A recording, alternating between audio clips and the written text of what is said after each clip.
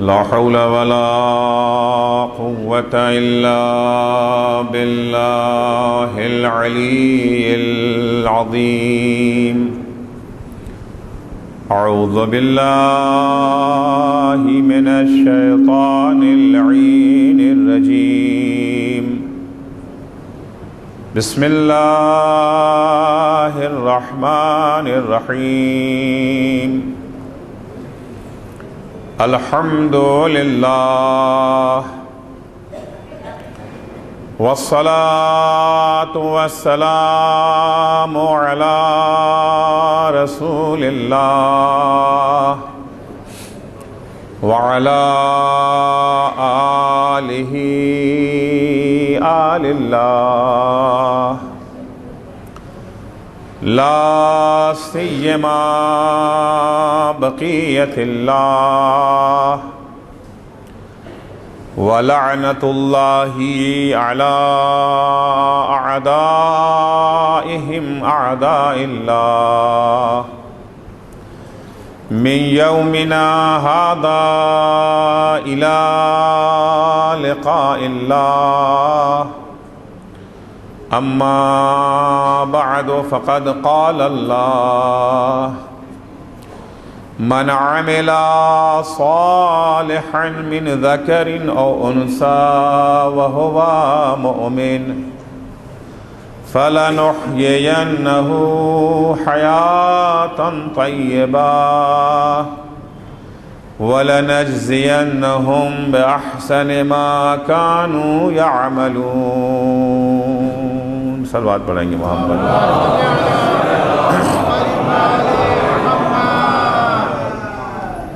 عزیزان گرامی، ہر انسان فطری طور پر اس بات کا خواہش مند ہوتا ہے کہ اس کی زندگی سکون کی زندگی ہو، اس کی زندگی چین کی زندگی ہو، اس کی زندگی میں کسی قسم کا ٹینشن، اضطراب اور بے چینی نہ پائی جائے. صبح سے شام تک اس کی ساری بھاگ دوڑ اسی مقصد کو حاصل کرنے کے لیے ہے. بظاہر وہ جاب کرتا ہے، بزنس کرتا ہے، کاروبار کرتا ہے دولت حاصل کرنے کے لیے، مال و زر حاصل کرنے کے لیے، سلامت اللہ، لیکن مال و زر مقصود اصلی نہیں ہے. مقصود اصلی سکون کا حصول ہے، چین کا حصول ہے. تصور یہ کرتا ہے کہ اگر دولت مل گئی، اگر مال مل گیا تو پھر زندگی چین کی ہوگی، سکون سے زندگی بسر ہوگی.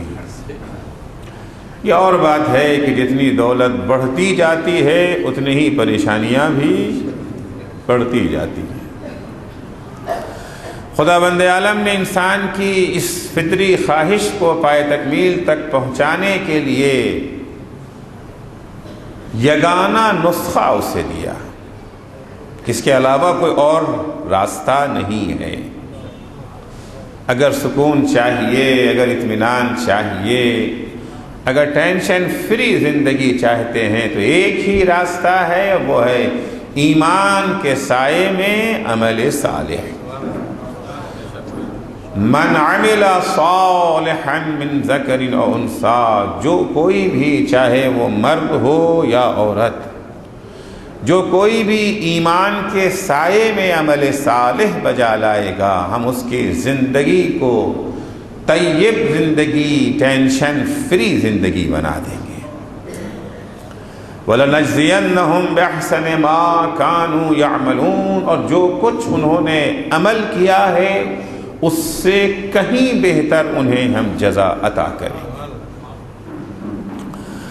عزیزان گرامی، گزشتہ 5 مجلسوں میں آپ کی خدمت میں یہی عرض کرتا چلا آ رہا ہوں کہ عمل صالح ایک ایسی اکسیر ہے، ایک ایسا کیمیا ہے کہ یہ اگر انسان کو حاصل ہو جائے تو خود کی زندگی بھی ٹینشن فری زندگی، آنے والی نسلیں بھی اس سے بہرہ مند ہوتی ہیں اور جس شہر میں جس آبادی میں رہتا ہے وہاں کے رہنے والے بھی اس سے فائدہ اٹھاتے ہیں۔ کیا ہے یہ عمل صالح؟ عمل صالح کوئی مخصوص کام نہیں ہے جنہیں ہم عبادت کہتے ہیں۔ ایک عبادت وہ ہے جو اسلام کی نگاہ میں عبادت ہے، اور ایک عبادت وہ ہے جنہیں ہم عبادت کہتے ہیں۔ ہم جب عبادت کا نام لیتے ہیں تو چند مخصوص اعمال ہماری نگاہوں کے سامنے آتے ہیں، جیسے نماز ہے، روزہ ہے، حج ہے، تلاوت قرآن ہے، دعائیں ہیں۔ انہی میں آ کر کے فلاں صاحب بڑے عبادت گزار ہیں، یعنی بہت نمازیں پڑھتے ہیں، بڑی قرآن کی تلاوت کرتے ہیں، بہت دعائیں پڑھتے ہیں۔ کبھی کسی خدمت گزار خلق کے بارے میں نہیں کہا گیا کوئی بڑے عبادت گزار ہے،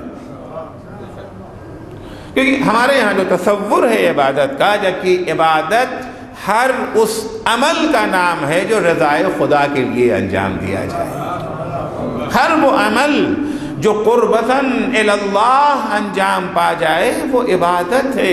ایک ڈاکٹر اپنے مطب میں اگر قربتاً اللہ بیٹھتا ہے یہ اس کا کام عبادت ہے۔ ایک انجینئر اگر قربتاً اللہ اپنا کام انجام دیتا ہے اس کا یہ کام عبادت ہے۔ اور اگر کوئی نماز دکھاوے کے لیے پڑھتا ہے تو یہ عبادت نہیں ہے۔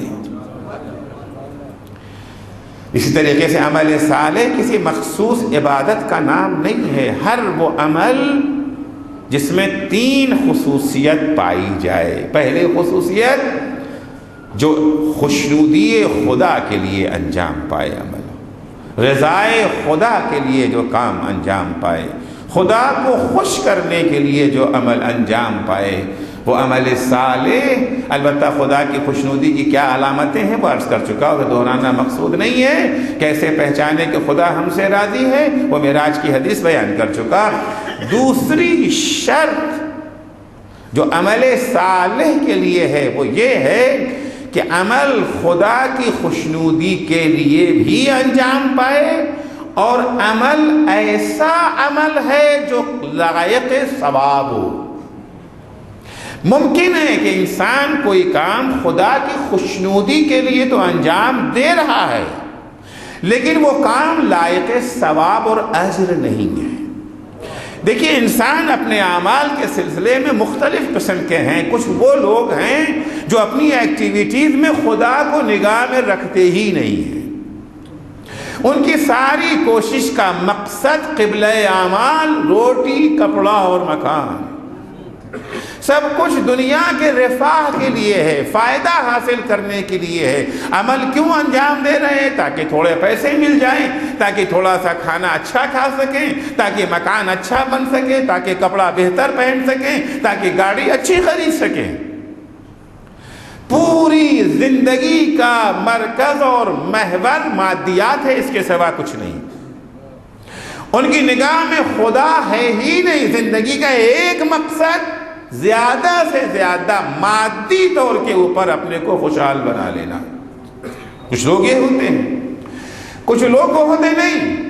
ان کی زندگی میں صرف مادہ نہیں ہے، خدا بھی ہے۔ بہت سارے کام وہ کرتے ہیں خدا کے لیے، مقصد کے لحاظ سے وہ مسلمان ہیں، مقصد کے لیے مسلمان۔ جو کام وہ کر رہے ہیں خدا کی خوشنودی کے لیے کر رہے ہیں، رضائے الہی کے لیے کر رہے ہیں۔ ایک شخص ہے جو اپنا گھر بنانا چاہتا ہے، اپنے لیے گاڑی خریدنا چاہتا ہے۔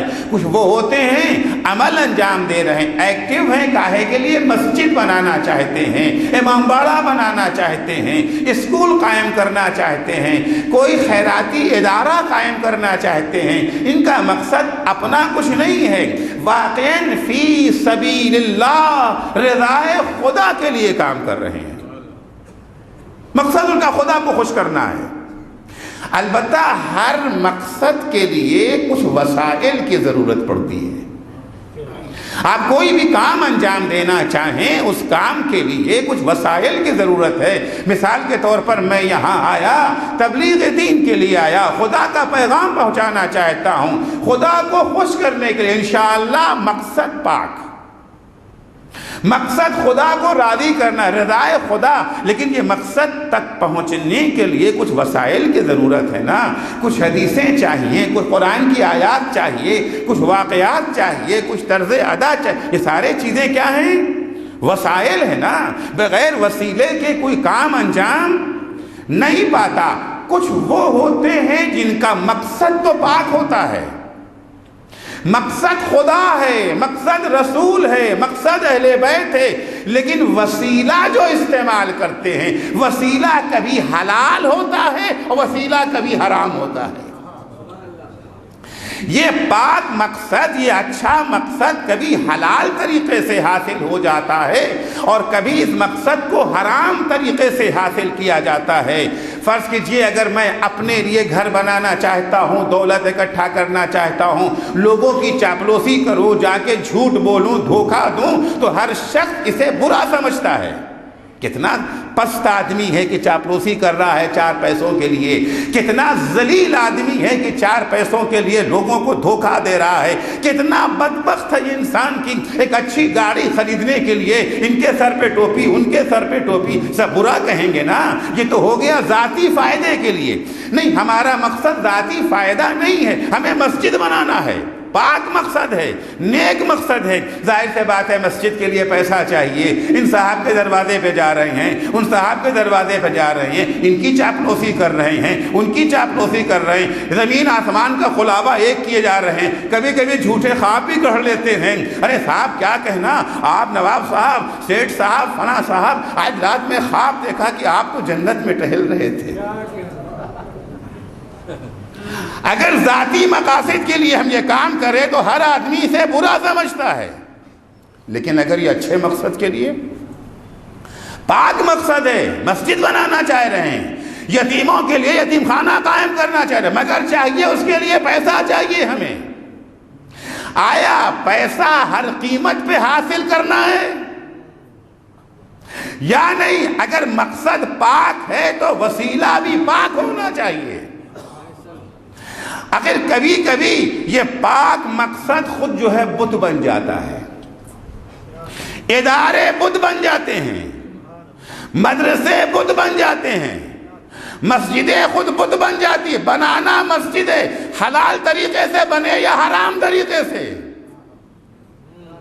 مسجد بنا رہے ہیں، گھر نہیں بنا رہے ہیں، مقصد پاک ہے، اللہ کے لیے کام کر رہے ہیں. بہت سارے لوگ گناہ کرتے ہیں اللہ کے لیے. کربلا میں جو لوگ آئے تھے امام حسین کے مقابلے میں، کربلا میں سارے افراد ایک طرح کے نہیں تھے. اگر آپ تاریخ کربلا کو دیکھیں گے اور کربلا میں جو امام حسین کے مقابلے میں فوج تھی، اگر ان کا تجزیہ کریں گے، ان میں آپ کو کئی قسم کے لوگ نظر آئیں گے.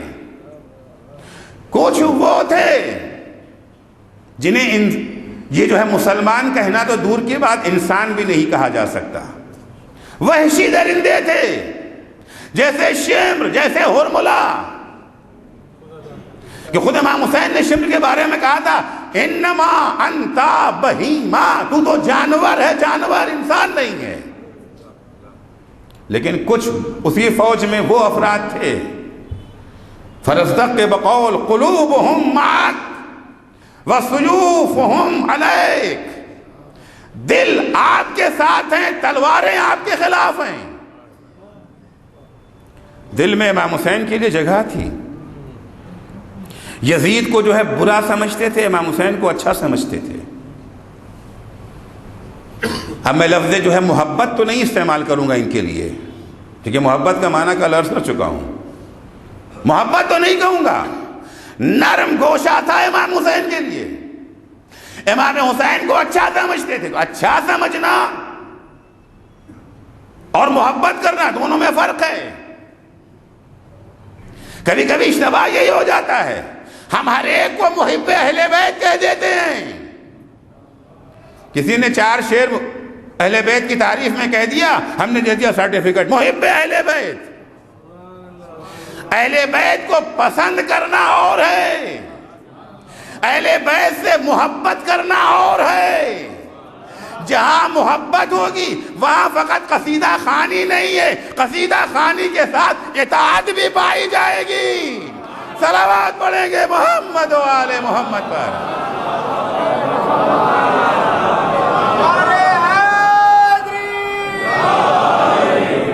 اطاعت محبت الگ سی چیز ہے، پسند آنا۔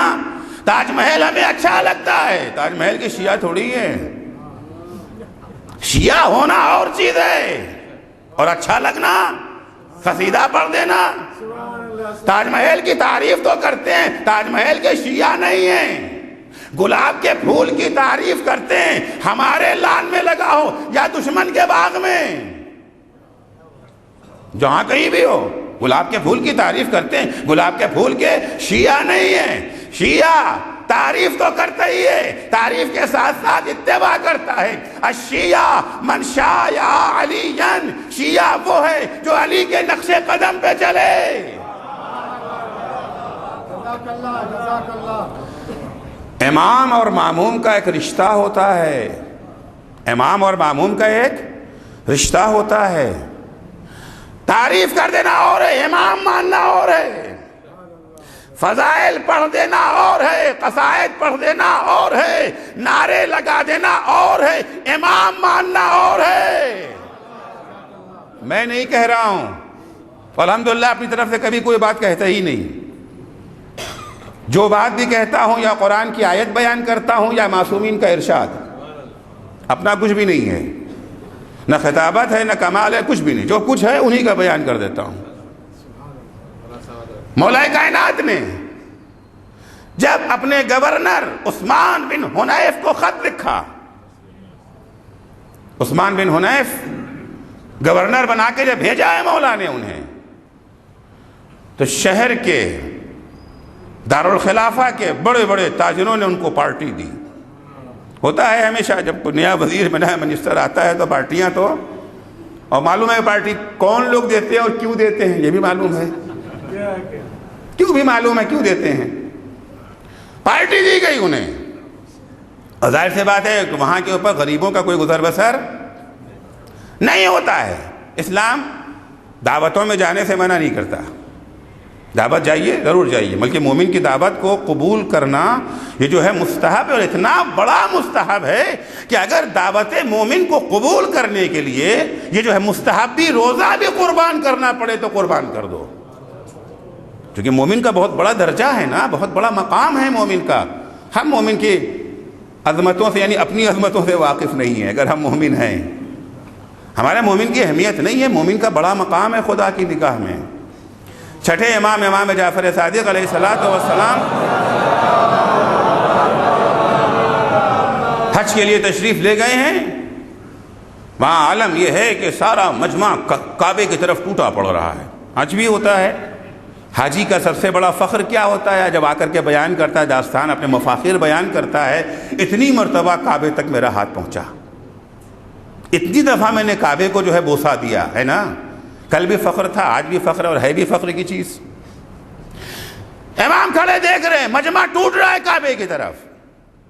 امام نے ایک دفعہ کعبے کو خطاب کر کے کہا، مرحبا بالبیت، مرحبا بالبیت، کیا کہنا ہے تیرا خانہ خدا، ما اعظمک و اعظم حرمتک، کیا تیرا مقام ہے، کیا تیرا احترام ہے، کیا تیری عزت ہے، لیکن اے اللہ کے گھر مغرور نہ ہونا، کچھ ایسے ہیں جن کا مقام تجھ سے بھی بڑھ کر کے ہے۔ امام فرماتے ہیں، حرمت المؤمن اعظم منک، اے اللہ کے گھر مومن کا احترام کچھ سے بھی بڑھ کر کے ہے۔ تجھے اللہ نے ایک احترام دیا ہے، مومن کا تین احترام ہے، اس کی جان بھی محترم ہے، اس کا مال بھی محترم ہے، اس کی عزت و آبرو بھی محترم ہے۔ ہمیں یہ پسند بالکل نہیں ہے کہ کعبے کی کوئی جو ہے گستاخی کر دے، بے ادبی، اگر کعبے کی طرف پیر کر کے بیٹھ جاتا ہے، پیر سمیٹو پیر سمیٹو پیر سمیٹو۔ اگر کوئی کعبے کو خدا نہ خواستہ کیچڑ لگانا چاہے، جان لینے اور جان دینے پہ تیار ہوتے ہیں یا نہیں؟ کعبے کو کیچڑ لگائے تو جان دینے جان لینے کو تیار، حق بھی ہے، بڑا عظیم ہے کعبہ۔ لیکن اگر کوئی مومن کی زندگی میں کیچڑ لگاتا ہے، اگر کوئی مومن کے اوپر کیچڑ اچھالتا ہے، غیبت کر رہا ہے، تہمت لگا رہا ہے، بڑے آرام سے سن لیتے ہیں، نہ صرف سن لیتے ہیں، اس کے ساتھ تعاون بھی کرتے ہیں، اس کا ساتھ بھی دیتے ہیں۔ تہمت لگاؤ، الزام لگاؤ، سب کچھ کرو، سن بھی رہے ہیں، سمجھ بھی رہے ہیں کہ جھوٹ بول رہا ہے۔ مزے کی بات تو یہ ہے، مزے کی بات یہ ہے کہ بات سمجھ رہے ہیں کہ جھوٹ بول رہا ہے، غلط الزام لگا رہا ہے، مگر ہمت نہیں ہے کہنے کی، جرأت نہیں ہے۔ کیوں؟ اس لیے مومن کے مقام کو نہیں پہچانا ہے۔ بہت بڑا مومن کا مقام ہے، بہت عظیم حیثیت ہے مومن کی۔ تو مومن اگر دعوت دیتا ہے تو مومن کی دعوت کو قبول کر لیجئے، چاہے آپ روزے ہی سے کیوں نہ ہوں۔ روزہ بھی کیا کریں؟ کھائیے، اللہ کھانے کا بھی ثواب دے گا اور روزے کا بھی ثواب دے گا۔ یہ دعوت مومن کا احترام ہے۔ بہرحال جانا چاہیے دعوتوں میں، دعوت دی گئی ہے، ایک بات یاد رکھیے، دعوت میں جانا تو ہے مگر اس دعوت میں نہیں جو تفریق کی بنیاد پر دی جائے، جہاں پر غریب اور امیر میں فرق کیا جائے، امراء کو بلایا جائے، غرباء کو محروم رکھا جائے۔ ایسے ہی دعوت عثمان ابن حنیف کو دی گئی۔ عثمان بن حنیف کو دعوت دی گئی وہاں پر جہاں پر مالداروں کو جو ہے دعوت دی گئی تھی، بلایا گیا تھا، اور غرباء محروم رکھے گئے تھے۔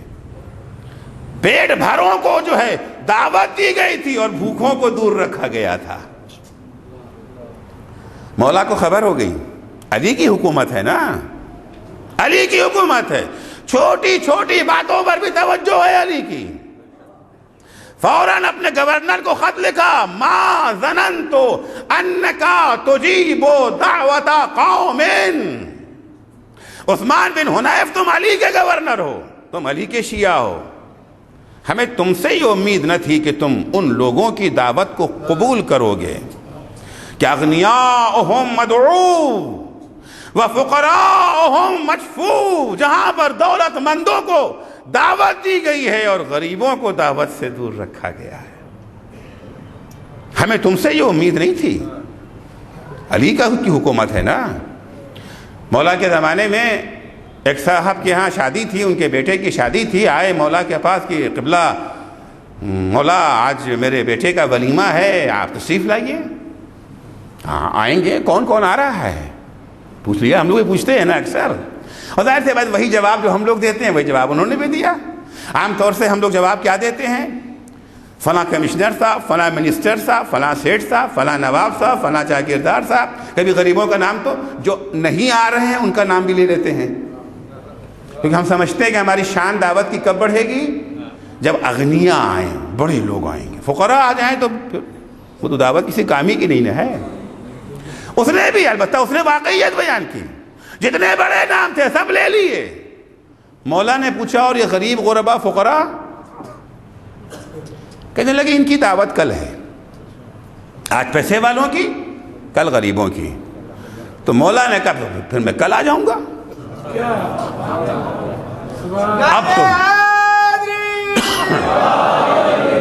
اب تو یہ پھنس گیا، کل کچھ تھا ہی نہیں، تو ٹالنے کے لیے کہہ دیا کہ مولا ان کی دعوت کل۔ تو مولا نے کہا میں کل آؤں گا۔ اب مجبور ہوا حقیقت بیان کرنے کے لیے کہ مولا کل تو کچھ بھی نہیں ہے، آج ہی دعوت ہے۔ کہا تم نے غریبوں کی دعوت کیوں نہیں کی؟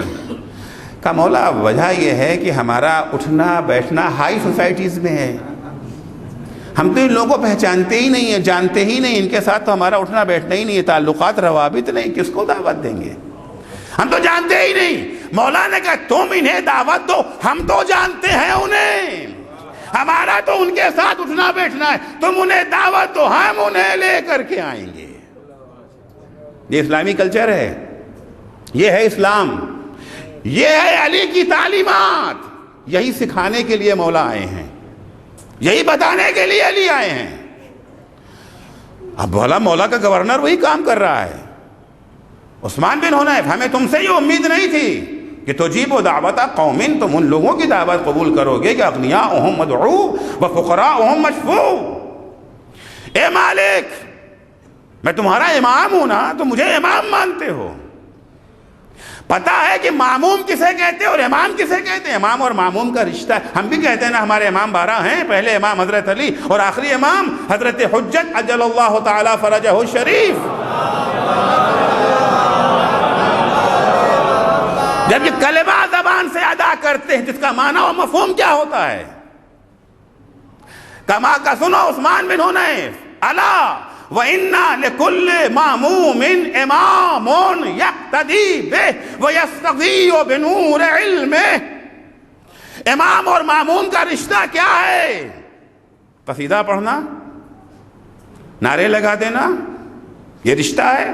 یہ قصیدہ تو کوئی بھی پڑھ سکتا ہے، نعرے کوئی بھی لگا سکتا ہے، اس کے لیے شیعہ ہونے کی ضرورت نہیں ہے، اس کے لیے امام ماننے کی ضرورت نہیں ہے۔ اور دیکھ بھی رہے نعرے لگا رہے ہیں، کون کون لوگ نعرے لگا دیتے ہیں؟ ہندو بھی لگاتے ہیں، سنی بھی لگاتے ہیں، نہیں لگتا سنیوں میں نعرہ؟ وہ طاہر القادری کی تقریر سن لیجئے، سبحان اللہ، کیا نعرے لگ رہے ہیں وہاں کے پر، ہزاروں کا مجمع نعرے لگ رہے ہیں، نعرے حیدری علی۔ تو نعرہ لگانے کے لیے شیعہ ہونا ضروری نہیں ہے کہ شیعہ ہونا ضروری ہو۔ معموم اور امام کا رشتہ کیا ہے؟ امام فرماتے ہیں الا، امام کا قول غور سے سنیے گا، الا وَإِنَّ لِكُلِّ مَعْمُومٍ إِمَامٌ يَقْتَدِي بِهِ وَيَسْتَضِيُّ بِنُورِ عِلْمِهِ۔ ہر معموم کا ایک امام ہوتا ہے۔ امام اور معموم کا رشتہ یہ کہ معموم امام کے نقش قدم پہ چلتا ہے، جدھر وہ جاتا ہے اسی طرف یہ معموم جاتا ہے۔ اگر امام مسجد میں ہے تو معموم مسجد میں ہے، یہ ناممکن ہے۔ امام مسجد میں ہے اور معموم سنیما ہال میں بیٹھا ہوا ہے۔ امام مظلوموں کی حمایت کر رہا ہے اور معموم جو ہے وہ ظالموں کی کاسالسی کر رہا ہے۔ یقتدی بہ ویستضیء بنور علم، اس کے نور علم سے کسب ضیاء کرتا ہے معموم۔ یہ رشتہ ہے معموم اور امام کا۔ 8ویں امام، امام رضا علیہ السلام،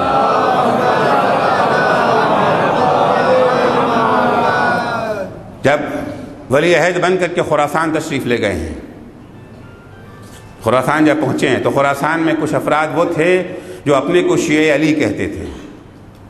پہلے یہ لوگ دبے کچلے ہوئے تھے، ہمت نہیں ہوتی تھی اپنے کو شیعہ کہنے کی، لیکن جب امام کی خبر پھیل گئی کہ امام رضا 8ویں امام ہمارے ولی عہد بن کے آ رہے، حکومت میں آ گئے نا، تو ظاہر سی بات ہے جب پارٹی کی حکومت بنتی تو پارٹی ورکر بھی شیر ہو جاتے ہیں، پارٹی ورکر شیر ہو جاتے ہیں نا، اور اکثر اوقات ادھر ادھر کے جھوٹے سچے وعدے بھی دینے لگتے ہیں۔ اے تمہارا کام چٹکی بجاتے ہو جائے گا، اب تو اپنی حکومت آ رہی ہے نا، اب تو اپنی حکومت آ رہی ہے، اب یہ شیر ہو گئے ہیں ہر طرف، ہم شیعہ علی ہیں، ہم شیعہ علی ہیں، اپنا تعارف کرا رہے ہیں۔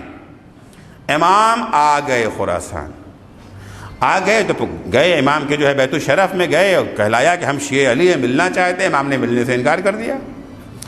سوچا کہ ابھی امام تھکے ہوئے آئے ہیں، جب خستگی دور ہو جائے گی، تھکن دور ہو جائے گی، تب ملاقات کریں گے۔ کچھ دنوں کے بعد پھر گئے، امام نے پھر ملنے سے انکار کر دیا۔ سوچا ابھی نئی نئی حکومت ہے، یہ اسٹیبلش ہو جائے، پھر اس کے بعد جا کے ملیں گے۔ کچھ دنوں کے بعد پھر گئے، امام نے پھر ملنے سے انکار کر دیا۔ یہ بار بار جاتے رہے اور امام ملنے سے انکار کرتے رہے۔ یہ خبر آہستہ آہستہ شہر میں پھیل گئی۔ جن امام کا یہ اتنا تذکرہ کر رہے تھے وہ تو ان سے ملنے کے لیے بھی تیار نہیں ہیں، ملاقات کا وقت بھی نہیں دے رہے۔ اب ہر طرف سے ان پر انگلیاں اٹھنے لگی، لوگ تانے دینے لگے، تم تو بڑا دعویٰ کرتے تھے، تم ان کے شیعہ ہو، وہ تو تم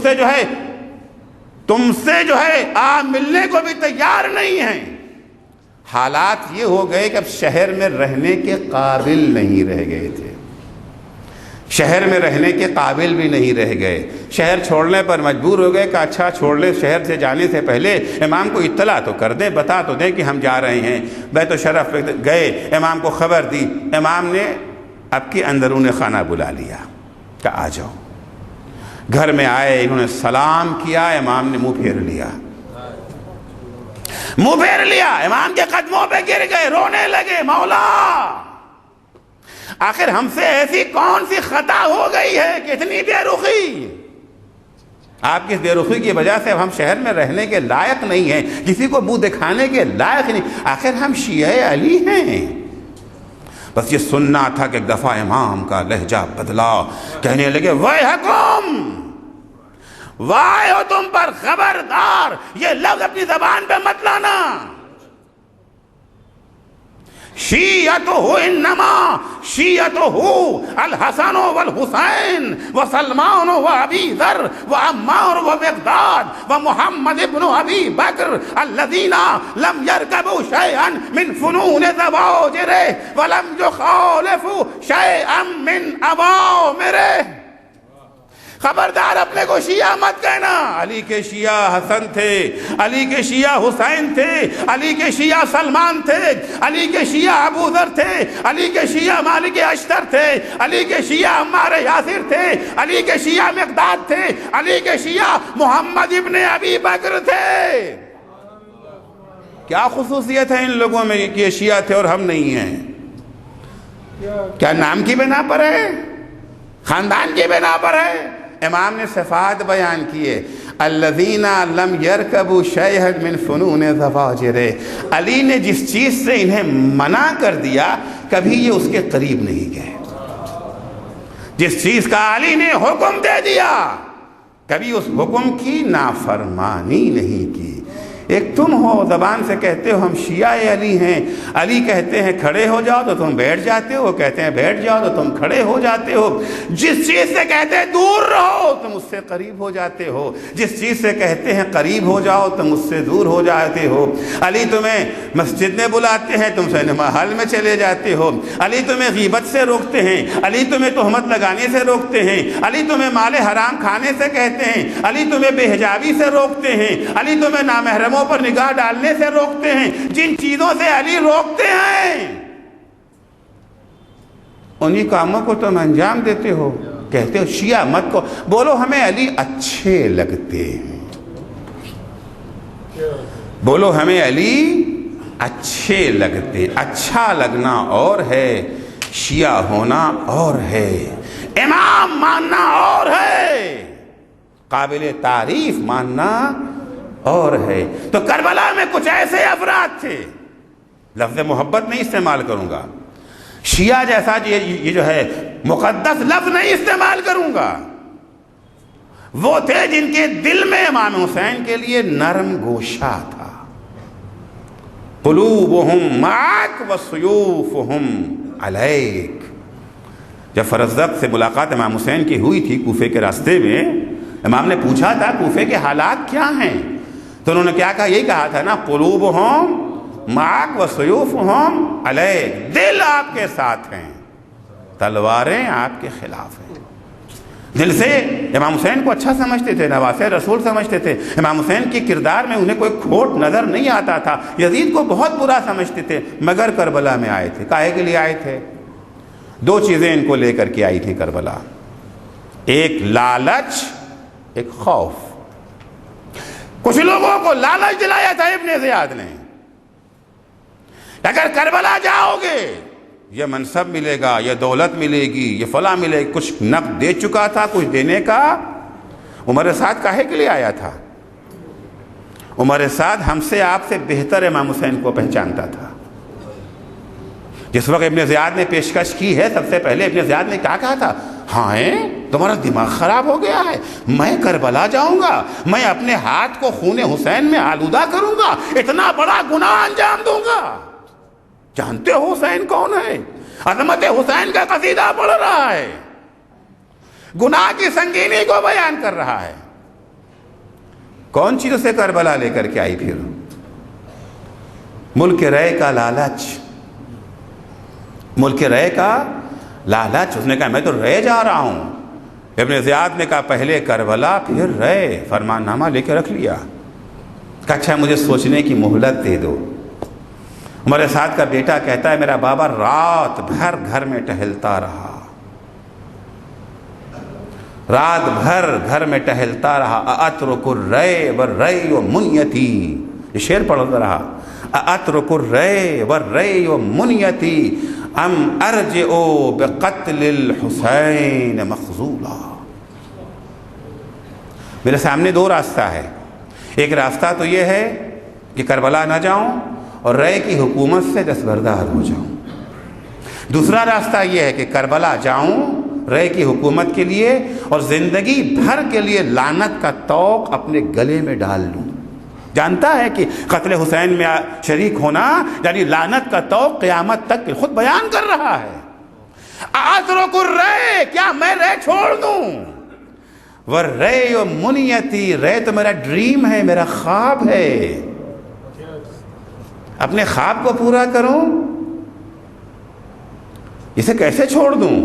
اور اگر اسے نہ چھوڑوں، ام ارجع بقتل الحسین مخذولا، یا میں اس طرح سے واپس آؤں حسین کو قتل کر کے کہ قیامت تک کے لیے لعنت کا طوق میرے گلے میں رہے. قلوبہم معک وسیوفہم علیک، لالچ یا دھمکی دی گئی تھی. اگر نہیں جاؤ گے تمہارے خاندان کے خاندان تباہ کریں گے، تمہاری بیویوں کو اسیر کر لیں گے، تمہارے بچوں کو قتل کر دیں گے. وہی دھمکیاں جو فرعون، دھمکی نہیں جو عمل کرتا تھا. روایتوں میں ہے کچھ لوگ کربلا کوفے سے چلتے تھے کربلا کے لیے، 1000 لوگ چلتے تھے، 400 لوگ کربلا پہنچے تھے، 600 راستے سے بھاگ لیتے تھے، جانا نہیں چاہتے تھے. کتنے کربلا میں وہ تھے عمر سعد کی فوج میں، دعا کر رہے تھے اللہم انصر حسینا. تھے عمر سعد کی فوج میں، دعا کر رہے تھے خدایا حسین کو کامیابی دے دے. جو افراد تھے کہ دل امام حسین کے ساتھ ہے، مگر لالچ لے کر کے آ گیا ہے اس طرف میں، خوف سے ادھر آ گئے ہیں. روایتوں میں ہے، مقاتل میں ہے کہ جب امام حسین کی شہادت کے بعد خیمے پر حملہ ہوا ہے، لوٹ مچی ہے. جب لوٹ کا بازار گرم ہوا ہے، ایک شقی ہے جو جناب فاطمہ کبریٰ کے کان سے گوہر چھین رہا ہے اور رو رہا ہے. جناب فاطمہ کبریٰ نے کہا رو کیوں رہا ہے؟ کہتا ہے تمہاری مظلومیت پہ رو رہا ہوں. کہا پھر چھین کیوں رہا ہے؟ کہا یاخذھا غیری، میں نہ چھینوں گا کوئی اور چھین لے جائے گا. ایک گروہ یہ تھا، ایک گروہ وہ جو کہ جانور ہے، اس کو انسان بھی کہنا غلط ہے. انما انتا بہیما شمر اور ہرملہ جیسے افراد، کچھ وہ ہیں دل میں محبت حسین، دل میں حسین کے لیے نرم گوشہ، محبت نہیں نرم گوشہ موجود ہے، مگر لالچ اور خوف کی بنا پر امام حسین کے جو ہے مقابلے میں آ گئے. کچھ کربلا میں وہ تھے جو ثواب سمجھ کے آئے تھے، جنہیں پتہ نہیں تھا، جو نہیں جانتے تھے. قبائل تھے، بہت سارے قبائل وہ تھے لا الہ الا اللہ محمد رسول اللہ کہہ تو دیا تھا، تعلیمات اسلام سے آشنا نہیں تھے. انہیں یہ بتایا گیا تھا کہ کربلا میں علیاذ باللہ ایک خارجی نے خلیفۃ المسلمین کے خلاف خروج کیا ہے، اس سے لڑنے چلو. یہ رضائے خدا کے لیے کربلا میں آئے تھے، خدا کی خوشنودی کے لیے آئے تھے، جنت لینے کربلا میں آئے تھے، ثواب جنت کے لیے کربلا میں آئے تھے. عمر سعد نے صبح عاشوراء جب حملے کا حکم دیا تو کیا کہا تھا؟ یا خیل اللہ ارکبی وابشری بالجنہ، اے سپاہیان خدا حسین پہ حملہ کرو تمہیں جنت کی بشارت. سردار جوانان جنت کا سر قلم کر رہے تھے جنت میں جانے کے لیے. تو مقصد کیا ہے ان کا؟ مقصد تو خدا کی خوشنودی ہے، رضائے خدا کے لیے آئے ہیں، لیکن یہ عمل لائق ثواب ہے؟ یہ عمل لائق ثواب، کام تو خدا کے لیے، خوشنودی خدا کے لیے کر رہے ہیں، مگر وہ عمل انجام دے رہے ہیں. نہ صرف ثواب، سب سے بڑا عذاب اس عمل کے اوپر. تو عمل صالح کی دوسری شرط یہ ہے کہ عمل ایسا عمل ہو، عمل ایسا عمل ہو جس سے خدا خوش بھی ہو، اور وسیلہ جو انتخاب کیا جائے خدا کو خوش کرنے کا وہ عمل ہو جو لائق ثواب بھی ہو. امام جعفر صادق علیہ السلام کے زمانے میں ایک شخص تھا، بڑا مشہور تھا کہ بھائی بہت متقی پرہیزگار آدمی ہے، کیا کہنا اس کا، بہت عظیم آدمی ہے، بڑا خدمت گزار خلق، بڑا سخی۔ ظاہر سی بات ہے جب کسی اچھے انسان کو کسی دوسرے اچھے انسان کا ذکر سننے کو ملتا ہے تو ملاقات کا شوق بھی پیدا ہوتا ہے، دل میں ہوتا ہے نا، ملاقات کا شوق بھی ہوتا ہے۔ اچھا ایسا کوئی آدمی ہے، امام کو شوق ہے ملنے کا، کون صاحب ہیں وہ؟ ایک دن جا رہے تھے، دیکھا ایک جگہ بھیڑ لگی ہے، ایک صاحب کھڑے ہوئے تقریر کر رہے ہیں، مجمع گھیرے ان کو کھڑا ہے۔ کسی نے کہا مولا یہ وہی ہیں۔ اچھا وہی ہیں؟ امام ایک گوشے میں کھڑے ہو گئے، وہ امام کو پہچانتا نہیں تھا۔ امام نے دیکھا کہ تقریر ختم ہوئی، مجمع چھٹا تو ایک طرف کو چلے، امام نے ان کے پیچھے پیچھے روٹی والے کے دکان پہ پہنچے۔ روٹی والے کے دکان پہ پہنچے، اسے تھوڑا دیر تو موعظہ نصیحت لچھے دار باتیں، جب وہ غافل ہو گیا تو چپکے سے 2 روٹی اٹھائی، اپنی تھیلی میں ڈال لیا اور آگے بڑھے۔ پھل والے کے دکان پہ گئے، وہی حرکت وہاں کیا، 2 سیب یا 2 انار اٹھایا، اپنی تھیلی میں ڈال لیا۔ امام کو تعجب ہو رہا ہے، یہ کیسا متقی پرہیزگار آدمی ہے بھائی، یہ کیسا زاہد ہے، یہ کیسا اللہ کا بندہ، چوری کر رہا ہے۔ تو کچھ کہا نہیں، پیچھے پیچھے بھی چلے، یہاں تک دیکھا کہ وہ شہر سے باہر نکلا، شہر باہر جا کے خرابے میں پہنچا، وہاں کچھ مفلوق الحال غربا فقراء بھوکے پڑے ہوئے تھے۔ اس نے تھیلی سے جو ہے روٹیاں نکالی اور تھیلی سے وہ پھل نکالا، ان کے درمیان تقسیم کر دیا، خود نہیں کھایا، غریبوں کا پیٹ بھر دیا۔ امام نے اب اسے پکڑا کہ بھائی میں تمہیں شروع سے دیکھ رہا ہوں، یہ کون سا کام ہے؟ تم نے روٹی چوری کی، تم نے انار چوری کیا۔ اس نے کہا کہ تم نے قرآن پڑھا ہے؟ تم نے قرآن پڑھا ہے؟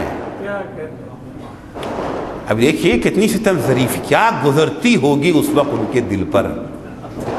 جو وارث قرآن ہے اس سے سوال ہو رہا ہے تم نے قرآن پڑھا ہے؟ کہاں پڑھا تو ہے، کہا قرآن میں یہ آیت پڑھی ہے، من جاء بالحسنۃ فلہ عشر امثالها ومن جاء بالسیئۃ فلا یجزی الا مثلها، کہ جو ایک نیکی کرے گا اللہ اسے 10 گنا ثواب دے گا، اور جو ایک یہ جو ہے گناہ کرے گا عذاب 1 ملے گا۔ میں نے 2 روٹی چوری کی، 2 انار چوری کیا، 4 گناہ کیے، اور میں نے اسے کیا کیا؟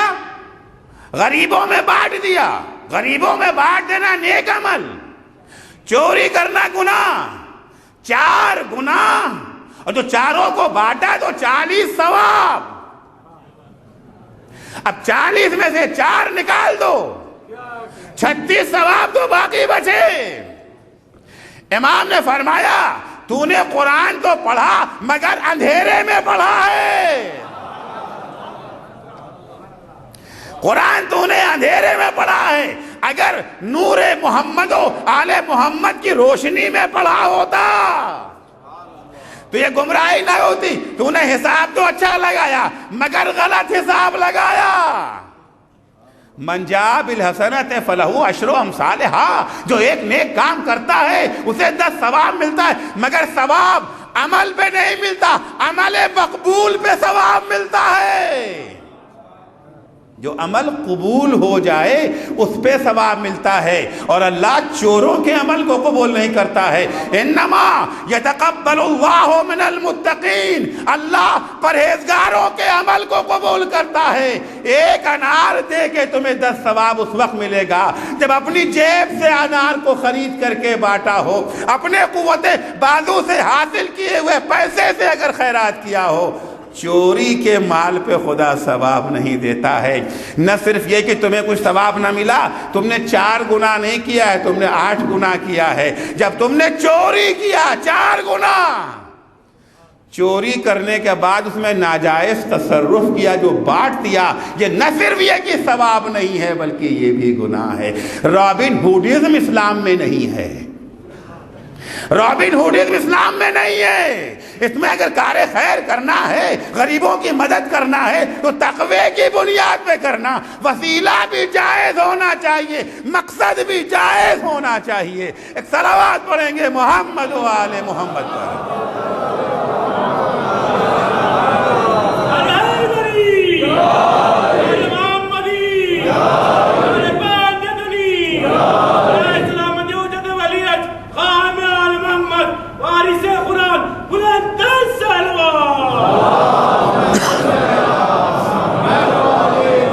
آج بھی ہمارے درمیان یہ غلط فہمی ہے، جو دین سے دور ہیں ان کے یہاں بھی، اور جو دین سے قریب ہیں ان کے یہاں بھی. جو دین سے دور ہیں ان کے یہاں بھی الغایات تبرر المبادی، یہ جو ہے میکیاویلزم، مقصد اچھا ہونا چاہیے، مقصد اچھا ہونا چاہیے، وسیلہ کچھ بھی ہو جائے، جھوٹ بول لیجئے، دھوکہ دے دیجئے، فریب دے لیجئے. اتفاقاً ہمارے دینی حلقوں میں بھی ایک گناہ ہے جس کو کہتے ہیں بدعت. بدعت ایک گناہ ہے. بدعت کسے کہتے ہیں؟ بدعت کے لفظ بہت سنتے رہتے ہوں گے نا، آج کل تو یہ جو ہے مارکیٹ والا لفظ ہے ماشاءاللہ. سعودی عرب سے جو بدعت بدعت بدعت بدعت بدعت ہے بہت بڑا گناہ. اتنا بڑا گناہ ہے کہ بدعتی کی اتباع کرنا، میل ملاپ تو بڑی دور کی بات، اس سے جو ہے ملاقات کے لیے بھی جانا گناہ ہے.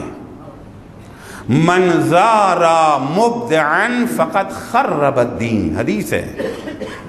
جو بدعتی سے ملاقات کے لیے جاتا ہے اس نے دین کو منہدم کر دیا، تخریب دین کا گناہ. مگر یہ بدعت ہے کیا چیز؟ بدعت کی تعریف جو ہے، ہر نئے کام کا نام بدعت نہیں ہے، ہر نیا کام بدعت نہیں ہے. بدعت ہے کیا؟ اخراجو عن الدین ما فی الدین، یا اخراجو ما فی الدین عن الدین و ادخالو فی الدین ما لیس فی الدین.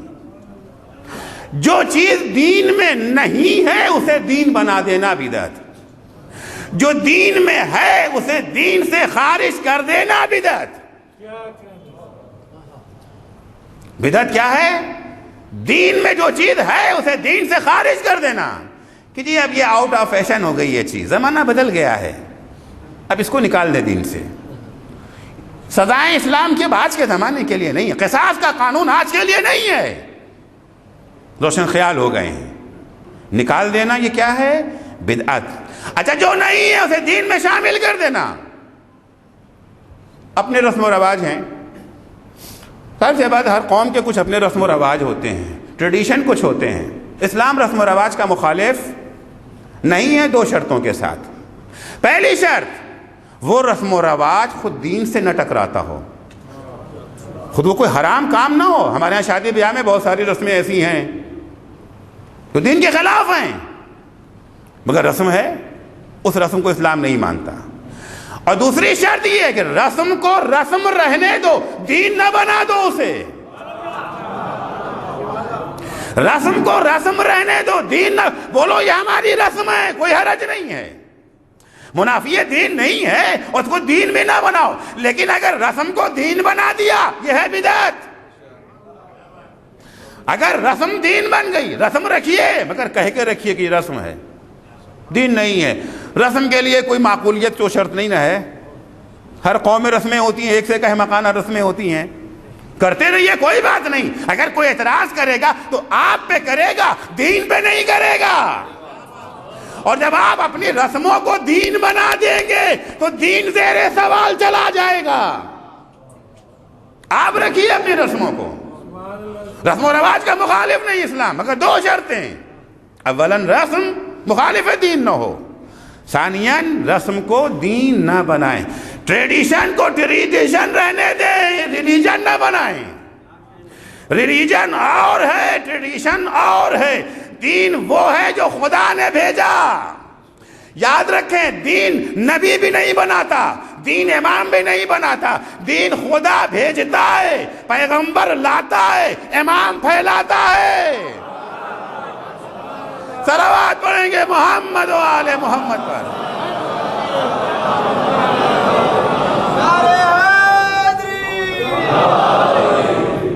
امام محافظ دین ہوتا ہے، بانی دین نہیں ہوتا. بانی دین خدا ہے، پیغمبر بھی بانی دین نہیں ہے. بانی دین خدا ہے، پیغمبر نے، کیونکہ پیغمبر وسیلہ ہیں، ائمہ وسیلہ ہے خدا اور بندوں کے درمیان، ہم وسیلہ مانتے ہیں انہیں۔ انہوں نے دین کی تشریح کی، پیغمبر پر دین نازل ہوا، پیغمبر نے سارا دین مولا کائنات کے حوالے کیا، سپورٹ کیا، ایک کے بعد اماموں کے سپورٹ ہوتا گیا، وہ اس کی تشریح کر رہے ہیں، وہ اس کو، ان کا سینہ خزینہ دار دین الہی ہے جو خدا نے نازل کیا ہے۔ تو بدعت اسے کہتے ہیں، وہ بدعت نہیں ہے جو سعودی عرب سے آتی ہے۔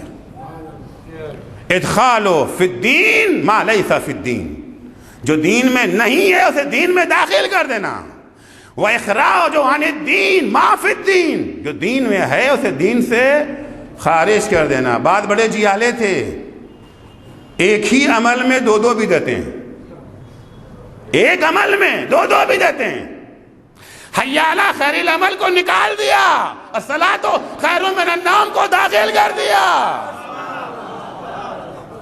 جو نہیں تھا اسے شامل کر دیا، جو تھا اسے اور ڈنکے کی چوٹ پہ کیا، چھپ کے نہیں، کہا کہ نہیں تھا، میں کر رہا ہوں، میں کر رہا ہوں۔ بہرحال یہ بدعت ہے۔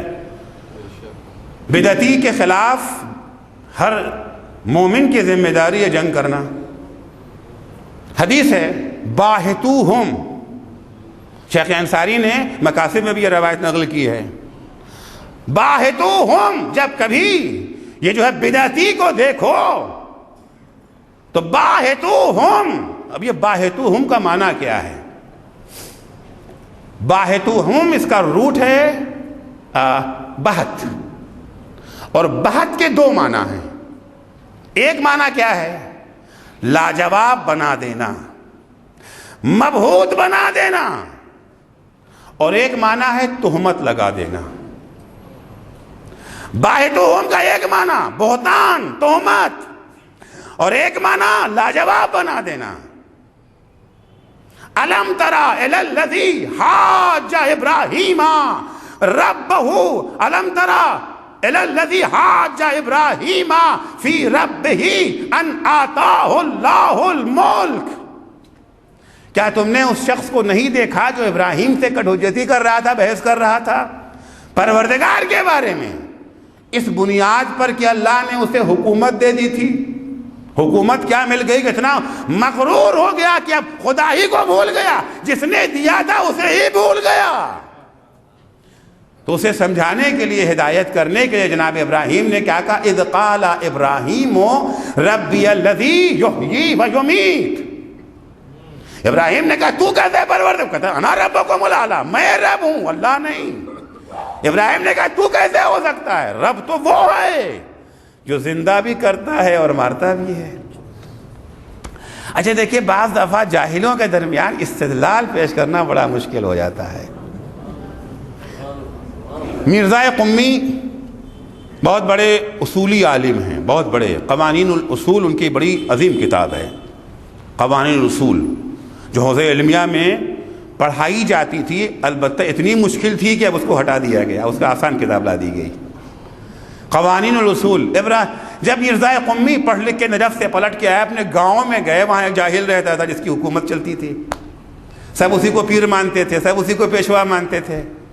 مشکل ہے نا، کسی شہر میں کسی آبادی میں جاہل کی حکومت ہو جائے تو عالم کا جینا تو دوبھر ہو ہی جاتا ہے،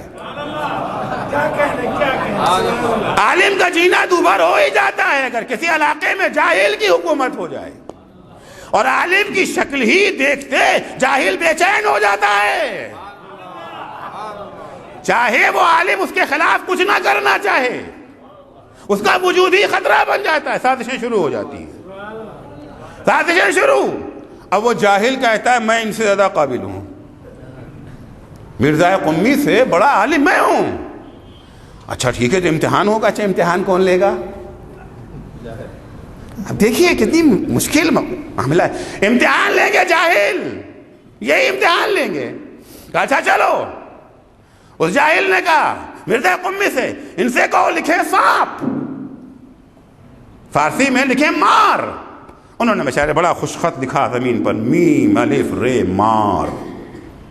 اب جاہل سے کہا کہ تم لکھو، اس نے چھڑی لیا اور زمین کے اوپر سانپ کی شکل بنا دی، کہا فیصلہ کرو کس نے صحیح لکھا، انہوں نے یا ہم نے؟ فیصلہ کون کرے گا؟ جنہیں پڑھنا ہی نہیں آتا۔ ظاہر سے بات ہے انہیں وہ سانپ نظر نہیں آ رہا تھا، مگر سانپ کی شکل تو سانپ نظر کہ یہ ہے صحیح یہ ہے غلط۔ مرزا کو گاؤں سے نکال کے باہر کر دیا گیا،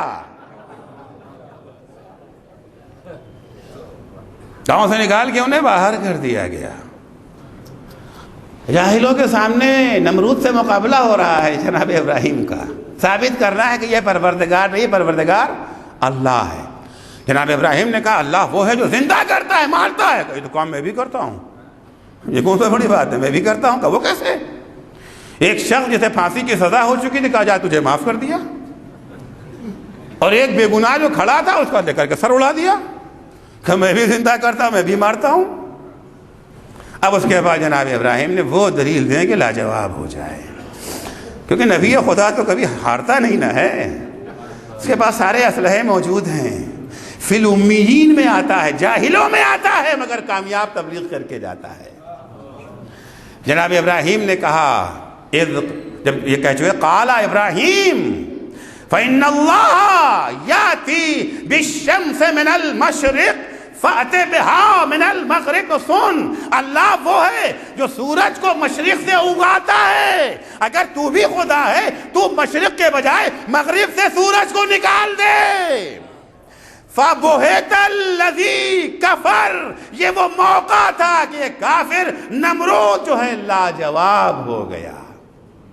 تو بہت کا ایک معنی کیا ہو گیا؟ لاجواب ہو جانا، اور دوسرا بہت کا معنی کیا ہے؟ تہمت لگانا، بہتان لگانا۔ بہتان کیا مطلب؟ جو عیب ہے نہیں کسی میں اس عیب کی نسبت دے دینا۔ فلاں انسان وہابی نہیں ہے، اسے کہہ دو یہ وہابی ہے۔ فلاں بے دین نہیں ہے، کہہ دو یہ بے دین ہے۔ فلاں یہ جو ہے مبلغ ولایت غدیر ہے، اسے مشہور کر دو یہ منکر غدیر ہے۔ اسے کہتے ہیں بہتان۔ ایک ہے غیبت اور ایک ہے بہتان۔ غیبت جو عیب کسی میں ہے اسے بیان کرنا۔ ایک انسان اپنے گھر میں شراب پیتا ہے چھپ کے، آپ نے دیکھ لیا، آپ جا کے سب سے بیان کر رہے ہیں فلاں صاحب شراب پیتے ہیں، یہ ہے غیبت، یہ بھی حرام اور گناہ کبیرہ۔ قرآن کہتا ہے کہ لا یغتب بعضکم بعضا یحب احدکم ان یاکل لحم اخیہ میتا فکرہتموہ۔ دیکھو ایک دوسرے کی غیبت نہ کرو، کیا تمہیں پسند ہے کہ اپنے مرے ہوئے بھائی کا گوشت کھاؤ جو تمہیں ناپسند ہے؟ یہ کام غیبت کرنا، مرے ہوئے بھائی کا گوشت کھانا۔ تہمت اور بہتان اس سے بڑا گناہ، اس سے بڑا گناہ ہے تہمت اور بہتان، کیونکہ یہاں اس چیز کو بیان کر رہے ہیں اس کے پس پوچھ جو اس میں ہے ہی نہیں۔ قرآن مجید میں اس کو بہت عظیم گناہ کے حساب سے قرار دیا گیا ہے۔ چنانچہ ارشاد ہوتا ہے کہ الذین یؤذون المؤمنین والمؤمنات بغیر ما اکتسبوا فقد احتملوا بہتانا واثما کبیرا۔ جو مومنین یا مومنات کو اس طرح سے اذیت دیتے ہیں جو گناہ انہوں نے کیا ہی نہیں ہے اس کی نسبت ان کی طرف دیتے ہیں، یہ بہتان کے مرتکب ہیں اور کھلے ہوئے آشکار گناہ کے مرتکب ہیں۔ قرآن مجید میں جا بجا بہتان کی گناہ کا تذکرہ ہے۔ تو دو چیزیں ہیں۔ اب یہ حدیث پہ آئیے، جو اہل بدعت ہیں، جو قوم کے اندر معاشرے کے اندر یہ جو ہے بدعت پھیلاتے ہیں، بدعتیوں کا مقابلہ کرنا کس طرح سے؟ فَبَاعِدُوهُمْ، ان کے خلاف بہتان لگاؤ، تہمتیں لگا دو ان کے خلاف، اتنا جھوٹ بولو کہ ان کی بات کوئی سنے ہی نہیں، ان پر ایسے الزامات لگا دو، اتنی تہمتیں۔ ایک معنی یہ، اور ایک معنی کیا ہے؟ ایسے منطقی دلائل پیش کرو، ایسا علمی استدلال پیش کرو کہ وہ لاجواب ہو جائے اور ان کی حقیقت لوگوں کے سامنے آ جائے۔ بعض کہتے ہیں صاحب بدعتیوں کو مٹانا تو پاک مقصد ہے، خدا خوش ہوگا نا، بدعت کو مٹانا، بدعتیوں کو جو ہے سرشکن کرنا، ختم کرنا، لاجواب، تو اس کا طریقہ کیا ہے؟ اس کا طریقہ یہ نہیں ہے کہ آپ تہمت لگائیں ان کے اوپر، آپ بہتان لگائیں، کیونکہ بہتان ہے گناہ، اور گناہ خدا کو پسند نہیں ہے۔ بدعتیوں کی بیخ کنی اللہ خوش ہوتا ہے، خدا کو خوش کرنے کے لیے اگر ہے تو وہ طریقہ اپنائیے جو حلال طریقہ ہو، یعنی علمی دلائل پیش کیجئے، منطقی استدلال کر کے ان کو لاجواب کر کے انہیں بے نقاب بنا دیجئے، نہ یہ کہ ان کے خلاف تہمتیں لگائی جائیں، ان پر الزامات عائد کیے جائیں۔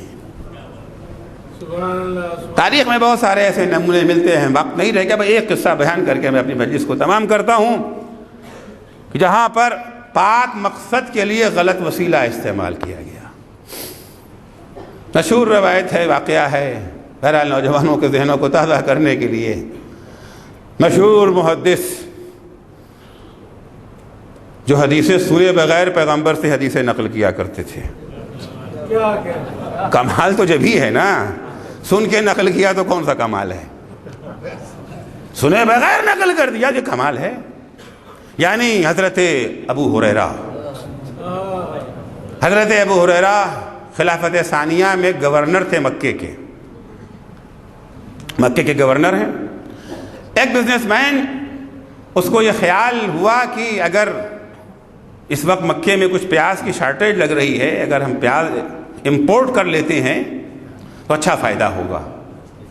خیر انہوں نے کافی مقدار میں، بھاری تعداد میں، مقدار میں ہوتا ہے نا کبھی کبھی، ابھی ہندوستان میں بھی پیاز کی کمی ہو گئی تھی نا، 100 روپے کلو پیاز بکنے لگی تھی، تو ہر بیپاری، ہر تاجر وہاں 10 روپے ہے تو وہاں سے لا کے یہاں بیچو، تو بہرحال اب آتے آتے ٹائم لگ گیا، یہاں ضرورت ختم ہو گئی، وافر مقدار میں پیاز آ گئے، کوئی خریدنے والا نہیں۔ اچھا گرمی کا زمانہ، پیاز بھی کوئی ایسی چیزیں اور سال بھر رکھ سکیں اسے، کولڈ اسٹور موجود نہیں، پیاز سڑنے لگی۔ اب یہ آئے حضرت ابو ہریرہ کے پاس کہ دیکھیے ایک مسلمان کو نجات دینا تو بڑا ثواب رکھتا ہے نا، اگر یہ پیاز ہماری سڑ گئی تو ہماری ساری پونجی چلی جائے گی، ہمارے بچے سڑک پہ آ جائیں گے، بھوکے مریں گے، فاقہ ہوگا، ایک مسلمان کو نجات دینا تو اچھا کام ہے۔ من احیاہا وکأنما احیا الناس جمیعا، اگر ایک مسلمان، ایک انسان کو اگر کوئی نجات دے دے گویا اس نے پورے انسانوں کو نجات دیا۔ کیا بات کہ قصہ ایسا ہے؟ اچھا کوئی بات نہیں ہے، جمعہ کی نماز میں فلاں جگہ پر پیاز رکھ دو، بقیہ ہم سنبھال لیں گے۔ اب کیا مقصد ہے؟ ایک مسلمان کو بظاہر اگر یہ مقصد رہا ہو تو پاک مقصد ہے نا، خوشنودی ہے خدا کے لیے۔ آئے منبر پہ آنے کے بعد کہنے لگے سمعت من حبیبی رسول اللہ، میں نے اپنے حبیب رسول خدا سے سنا ہے، من اکلا بصل عکا فی مکہ وجبت لہ الجنہ، جو عکا کی پیاز مکے میں کھا لے اس کے اوپر جنت واجب۔ اب جب پیاز کھا کے جنت ملے گی تو پیاز کہاں بچے گی؟ انقا ہو گئی، ساری پیاز بک گئی۔ مقصد خدا کی خوشنودی، مگر وسیلہ کون سا اختیار کیا گیا ہے؟ وسیلہ وہ اختیار کیا گیا جو حرام وسیلہ ہے۔ عمل صالح کی شرط یہ ہے، عمل صالح ہر وہ کام جو خدا کی خوشنودی کے لیے انجام دیا جائے، اور کام وہ ہو جو مرضی پروردگار، جس پر خدا ثواب دے سکے، جو قابلیت ثواب رکھتا ہو۔ تیسری شرط بیان کر کے بات کو ختم کروں کیونکہ اب وقت نہیں رہ گیا، کل آخری مجلس ہے، جلدی سے سن لیجئے 2 منٹ میں اسے بھی۔ تیسری شرط عمل صالح کے لیے کہ عمل صالح ایسا عمل ہو جو خدا کی خوشنودی کے لیے بھی انجام پائے، قابلیت ثواب بھی رکھتا ہو، اور اس سے دین، ایمان اور عقیدے کو استحکام ملے۔ ایسا کام نہ ہو جس سے دین بدنام ہونے لگے،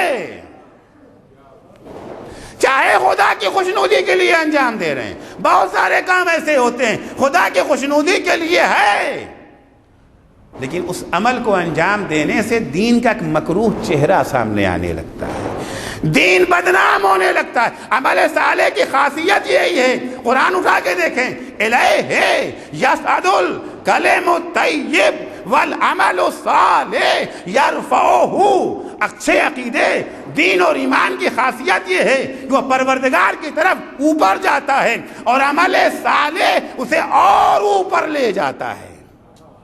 والعمل الصالح یرفعہ، عمل صالح اس عقیدے، دین، ایمان کے استحکام کا مزید سبب بن جاتا ہے۔ خود دین تو مستحکم ہے ہی، اسلام ایک مستحکم دین۔ جب مسلمان عمل کرتا ہے تو ان کے عمل کو دیکھ کر کے قوموں میں اسلام کی عظمت اور بڑھ جائے۔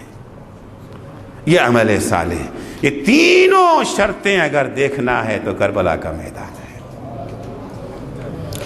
کربلا کا میدان خدا کی خوشنودی کے لیے بھی قربانی، اور ایسی قربانی جو خدا کو پسند قربانی، جو لائق اجر و ثواب قربانی، اور یہ وہ قربانی جس نے دین کو اتنا استحکام دیا کہ اب قیامت تک اس دین کو کوئی نہیں ہلا سکتا۔ جب حسین کربلا میں آئے تھے دین کا مذاق اڑایا جا رہا تھا نا، یزید شام میں بیٹھا ہوا مستانہ نعرے لگا رہا تھا، لعبت ہاشم بالملک لا جاء خبر ولا وحی نزل۔ بنی ہاشم نے حکومت کا کھلواڑ کیا تھا، نہ کوئی خدا ہے، نہ کوئی وحی ہے، نہ کوئی قرآن ہے، ہر چیز کا انکار کر رہا تھا یزید۔ اعوذ باللہ، رسول خدا نے حکومت حاصل کرنے کے لیے جھوٹا اعلان کر دیا۔ کہاں کی جنت، کہاں کا دوزخ، کہاں کا خدا، کہاں کا قرآن، کچھ نہیں، سب کا مذاق اڑا رہا تھا نا۔ ایسا عمل صالح حسین نے انجام دیا، ایسا عمل صالح زینب کبریٰ نے انجام دیا، قیامت تک کے لیے بیمہ ہو گیا دین کا۔ پہلی مجلس جناب زینب نے قائم کی ہے، شام میں نہیں، کربلا میں۔ پہلی مجلس کربلا میں ہوئی ہے، جہاں ذاکرہ زینب ہے اور سننے والے اشقیاء ہیں۔ جیسے ہی شہادت حسین کی خبر خیمے میں پہنچی ہے، ذوالجناح جب در خیمہ پر آیا ہے، باگیں کٹی ہوئی ہیں، خون حسین میں پیشانی رنگین ہے، اور جیسے ہی آواز بلند ہوئی ہے، الا قتل الحسین بکربلا، الا ذبح الحسین بکربلا، زینب کبریٰ نے کیا کیا؟ خیمے میں بیٹھ کے بیویوں کے گلے میں باہیں ڈال کر کے آنسو نہیں بہایا ہے۔ یہ وہ موقع ہے جہاں حسینی مشن کو پائے تکمیل تک پہنچانا ہے، دین خدا کو قیامت تک کے لیے مستحکم بن۔ وہ عمل صالح زینب نے انجام دیا، خیمے سے باہر نکلی، حسین کے لاشیں پر آئیں، لاشیں بے سر پہ آئیں، اور آنے کے بعد ایک دفعہ کہتی ہیں، اللہم تقبل ھذا القربان، اے اللہ ہماری اس قربانی کو قبول کر لے۔ اس کے بعد جناب زینب ایک دفعہ مدینے کا رخ کرتی ہیں، مدینے کا رخ کرتی ہیں، السلام علیکہ یا رسول اللہ، اے اللہ کے رسول آپ پہ ہمارا سلام۔ یہ اللہ کے رسول زینب کے کون ہیں؟ زینب کے نانا ہیں نا۔ انسان کی نفسیات کیا ہے؟ جب انسان کسی مشکل میں گرفتار ہوتا ہے، مصیبت میں پھنس جاتا ہے، اس کا کوئی رشتہ دار اگر کسی اعلیٰ عہدے پر ہوتا ہے، عہدے کی دہائی نہیں دیتا، رشتے کی دہائی دیتا ہے۔ ارے زینب کا سارا گھر لٹ گیا ہے، بھائی شہید ہو چکا ہے، زینب کو کہنا چاہیے تھا السلام علیکہ یا جدہ، مگر زینب نے یا جدہ نہیں کہا، نانا نہیں کہا، کیا کہا؟ اے اللہ کے رسول آپ پہ سلام۔ کیوں؟ یہ رسول خدا کیوں کہہ رہی ہیں؟ یزید کے نعروں کا جواب دینا تھا۔ یزید بیٹھا کہہ رہا ہے لا جاء خبر ولا وحی نزل، حکومت کا کھلواڑ۔ ارے اب کہاں کی حکومت؟ ہمارا سارا خاندان لٹ گیا، پھر بھی زینب کہی، ہم اس حال میں بھی کہتے محمد اللہ کے رسول ہیں۔ سبق زینب دے رہی ہے مجلسوں کا، مجلس کیسی ہونی چاہیے؟ جس سے عقائد کا استحکام ہو، دین کو استحکام ملے۔ السلام علیکہ یا رسول اللہ، یہ رسول اللہ کے رسول آپ پہ سلام۔ صلی علیک ملائکۃ السماء، آپ اس عظمت کے مالک ہیں، جب آپ کا انتقال ہوا تو فرشتوں نے آپ پر نماز پڑھی۔ وَهَذَا حسینوں کا، اب مصائب سنیں، وَهَذَا حسینوں کا، اے اللہ کے رسول، اور یہ آپ کا حسین۔ کون حسین؟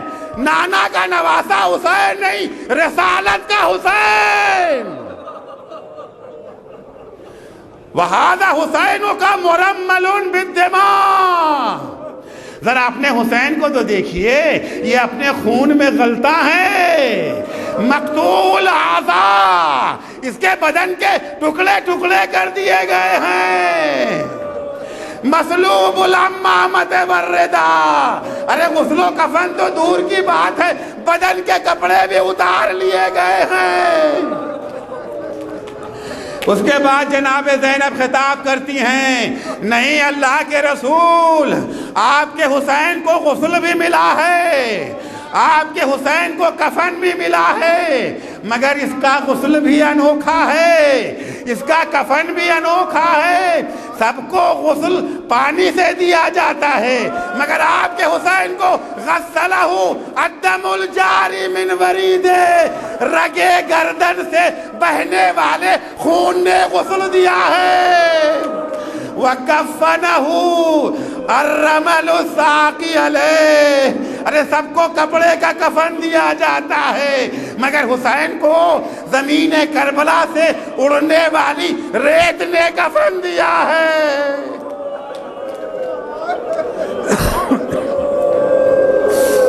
الا لعنت اللہ علی قوم الظالمین، وَسَيَعْلَمُ الَّذِينَ ظَلَمُوا أَيَّ مُنْقَلَبٍ يَنْقَلِبُونَ۔